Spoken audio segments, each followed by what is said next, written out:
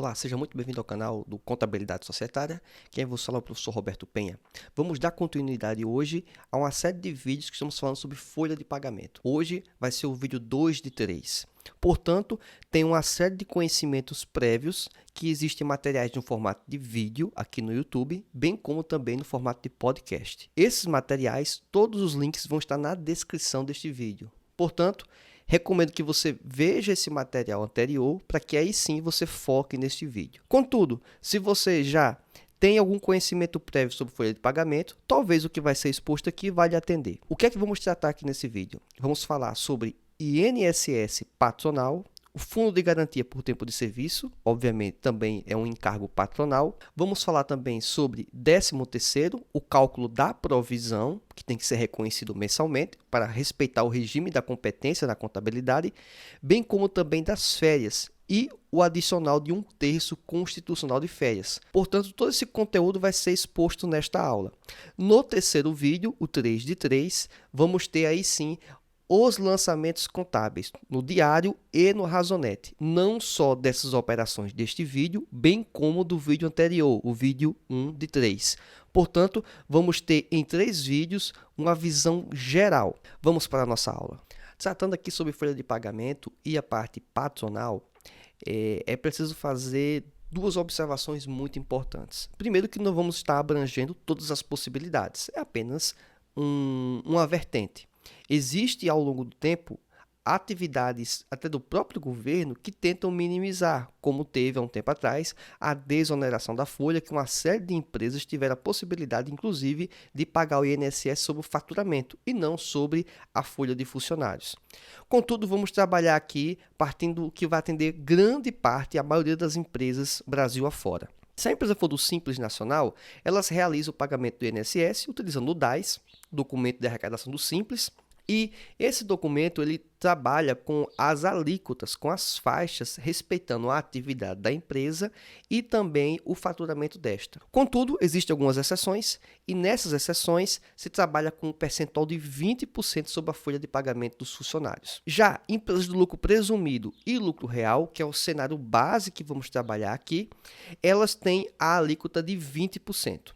Além dessa alíquota de 20%, vamos ter o RAT ajustado, que a gente vai também tratar isso na aula de hoje, bem como também o elemento do terceiros, a contribuição para terceiros, que envolve SESC, SENAC e outras instituições afins que vamos inclusive mostrar, inclusive a tabela de como se chega nesse percentual. Também um material disponibilizado aqui no link do Telegram, tá certo? Vamos falar agora sobre o RAT. A ideia do RAT ele foi instituído como um programa, uma ideia de permitir que as empresas contribuam para o sistema da aposentadoria, da previdência, como todo da Seguridade, só que com a ideia de quanto maior o risco que essa empresa oferece aos seus empregados, maior vai ser essa alíquota. E se a empresa tem menos risco, ou o setor tem menos risco, ela vai contribuir com menos, né? Ou seja, quem vai acionar mais é uma pessoa que trabalha em um escritório, em um ambiente fechado, relativamente controlado, ou uma empresa que tem vários empregados trabalhando em andaimes em cima de uma construção civil.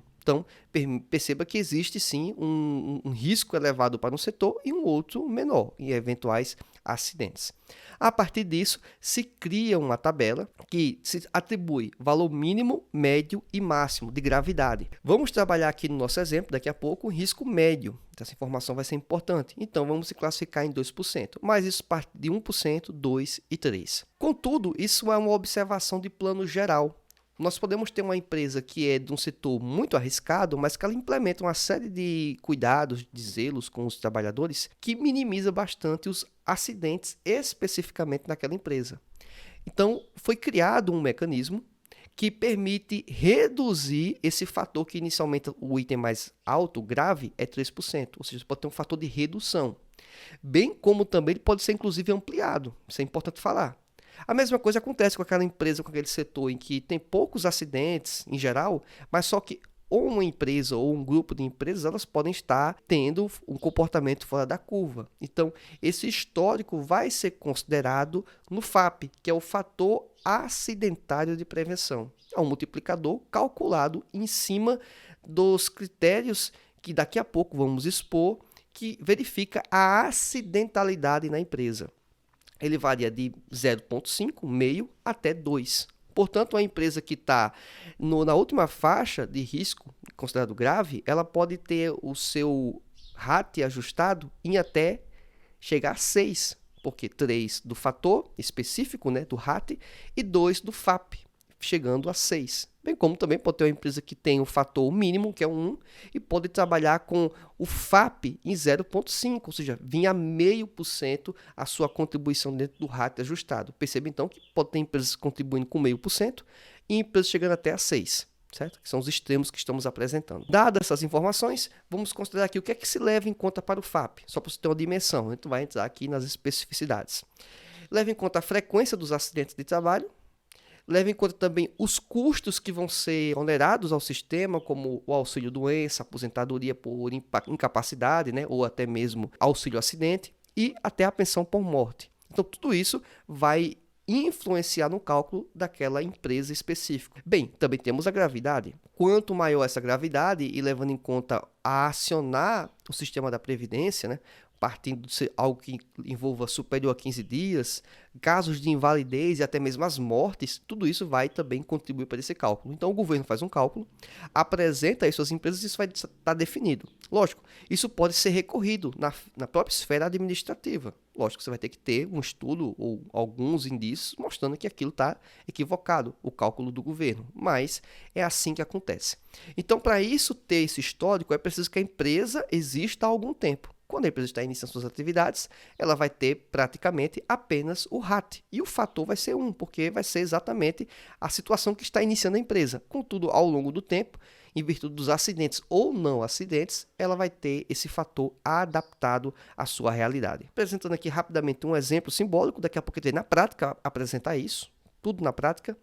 Temos aqui o RAT versus o FAP. Então, considerando uma empresa que tenha um RAT de 2% e um FAP de 1,2%, esse fator multiplicador vai fazer com que o RAT ajustado da empresa fique em 2,4%. Então, pensando e observando uma empresa que teria 500 mil de valor de contribuição, né, de INSS, o valor de folha de pagamento em geral, quando você vai aplicar os 2,4%, você vai chegar ao valor de R$ 12.000 só para pagar o RAT ajustado. Lembrando que esse recolhimento é feito dentro da GPS, a guia da Previdência.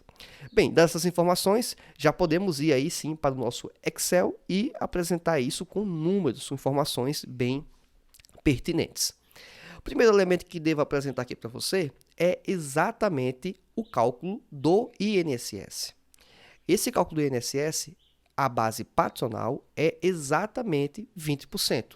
Trabalhando com a empresa que é tributada aqui considerando o lucro real.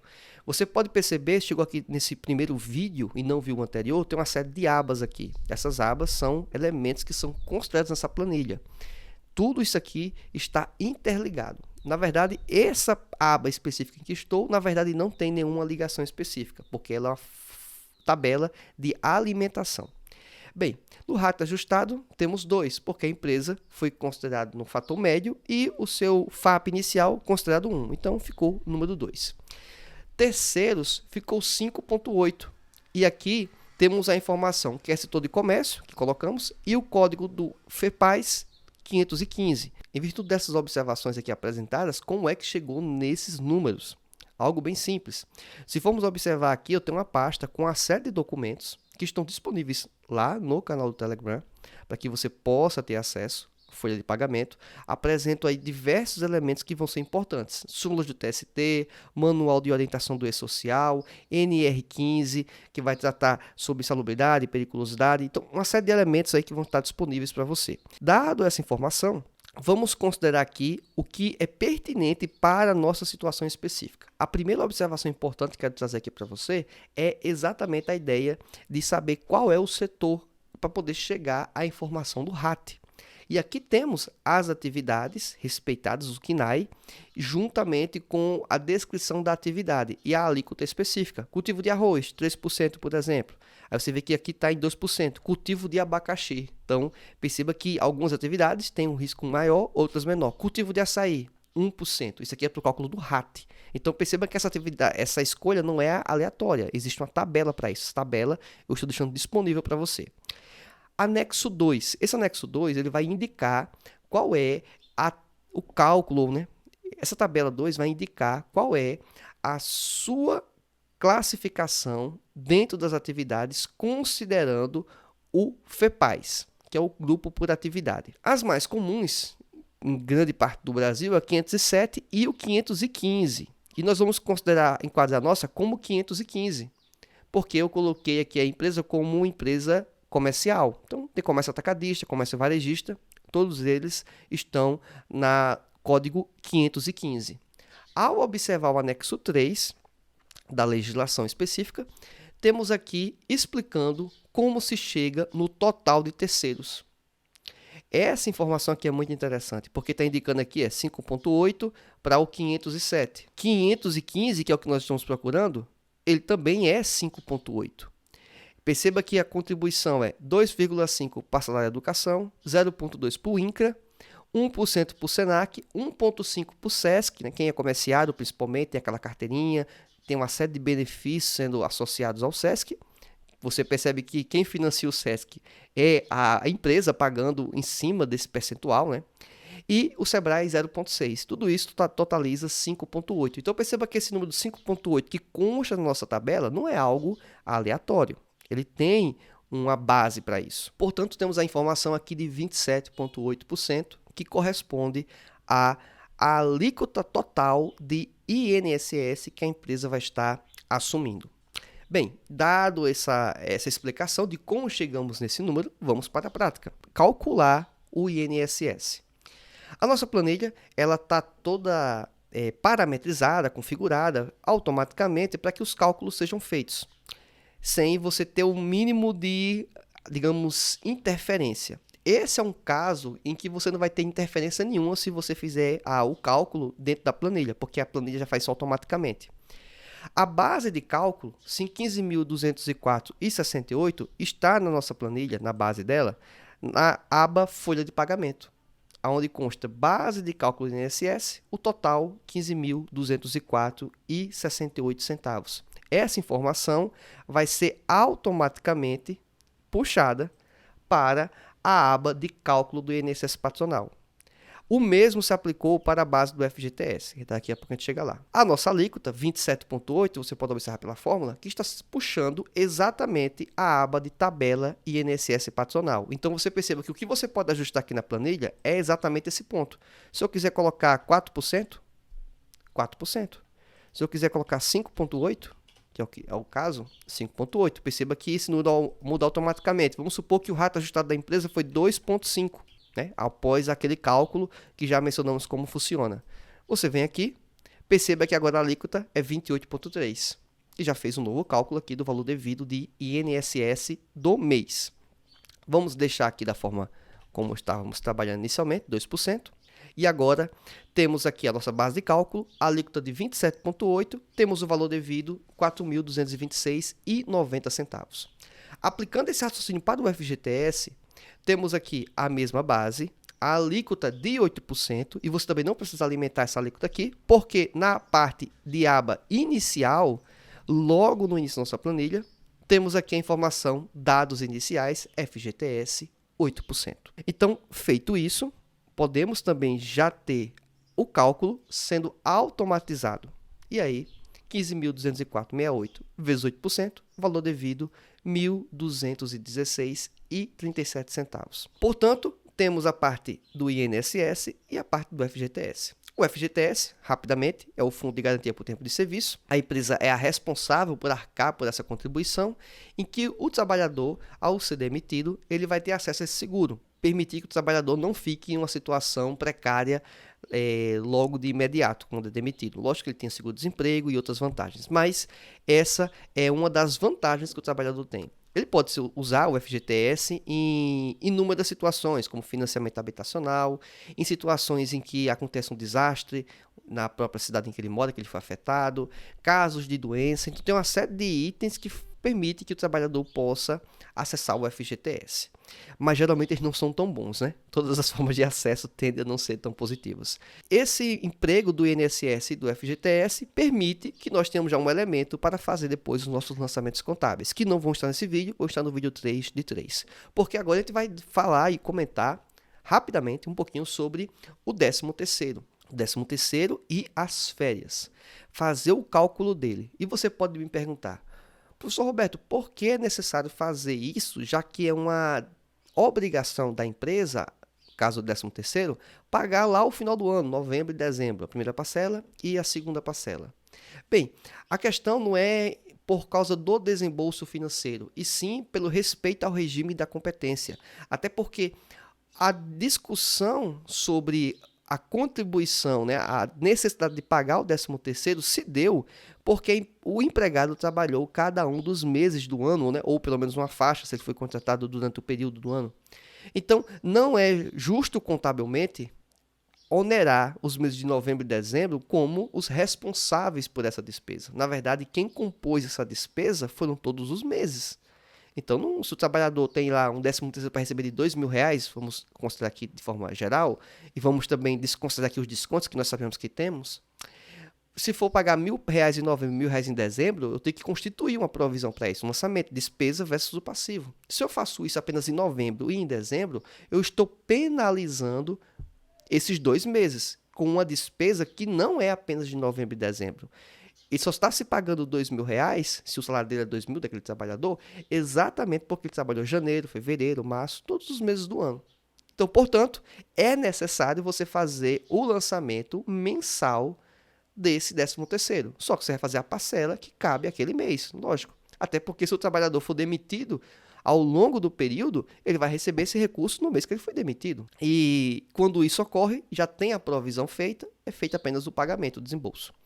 Uma outra questão interessante, alguém pode perguntar, a partir dos cálculos que vamos fazer, se aquele número vai bater 100%. Não, o número não vai bater 100%, principalmente quando tem fatores envolvendo hora extra, algumas bonificações que vão influenciar nesse cálculo. Então, perceba que é uma aproximação. No final do período, vai ter que ser feito lançamentos a débito, a crédito, para fazer os ajustes necessários para que possa bater exatamente o valor da provisão. Então, perceba que é um mecanismo muito importante para a contabilidade e muito importante do ponto de vista também de gestão, porque a gestão da empresa vai considerar um balancete de suspensão durante o período do ano, ele não vai estar com o efeito de não ter sido registrados esses lançamentos no meio do ano, ou até mesmo em outubro, digamos, quando nem sequer chegou novembro e dezembro, quando é feito o pagamento. Então, portanto, fundamental isso. Não podemos negligenciar.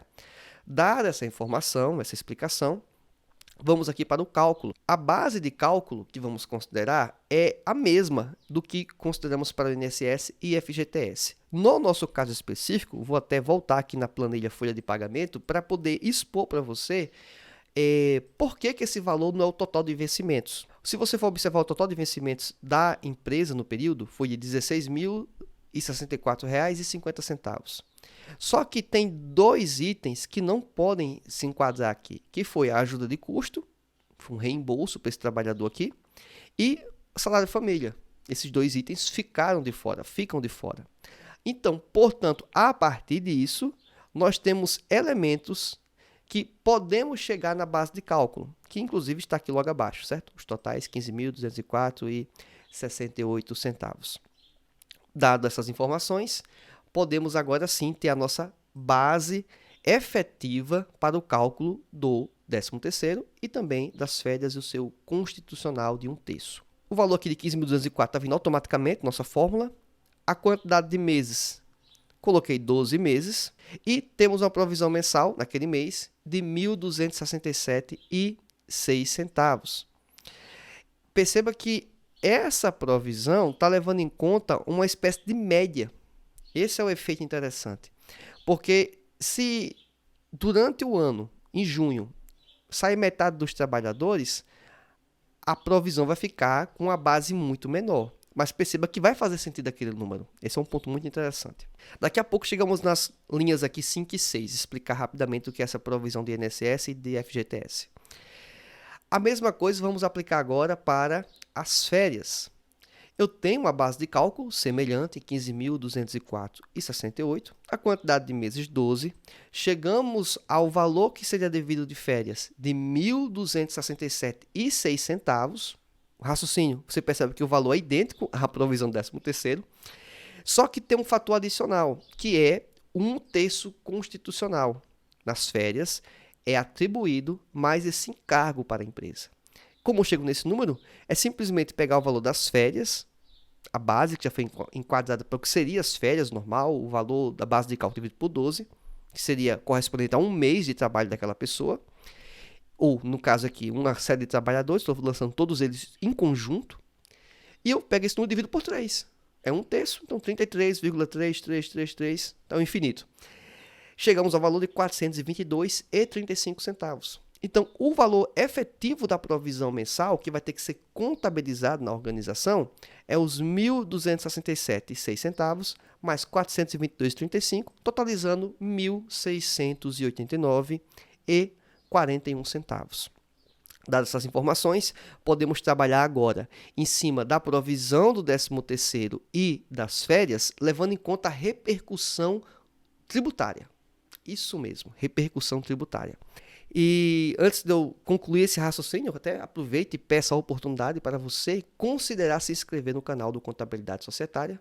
Os links para você poder aproveitar uma série de conteúdos estão na descrição desse vídeo. Se você entende que isso tem contribuído para a sua formação e que pode ajudar outras pessoas, recomendo fortemente que você compartilhe também esse conteúdo, deixe seu like, né? Então, para que mais pessoas possam ter acesso a um conteúdo que está atualizado, que pode talvez contribuir para a sua formação. A provisão do 13º, levando em conta o INSS e o FGTS, é muito simples o cálculo, porque eu vou pegar a própria provisão mensal, R$ 1.267,06, no caso do 13º, e vou dividir, ou na verdade multiplicar, por 27,8%, que é o INSS desta empresa, levando em conta que você vai ter que fazer análise para a empresa específica no cenário em que estiver enquadrando aquela empresa. Feito isso, eu tenho o valor de R$ 352,24. A mesma coisa eu faço com o FGTS. Eu pego a mesma base, R$ 1.267,06, vezes 8%, em que já está sendo puxado automaticamente isso da fórmula, tanto os 8% como também o caso do INSS, os 27,8%.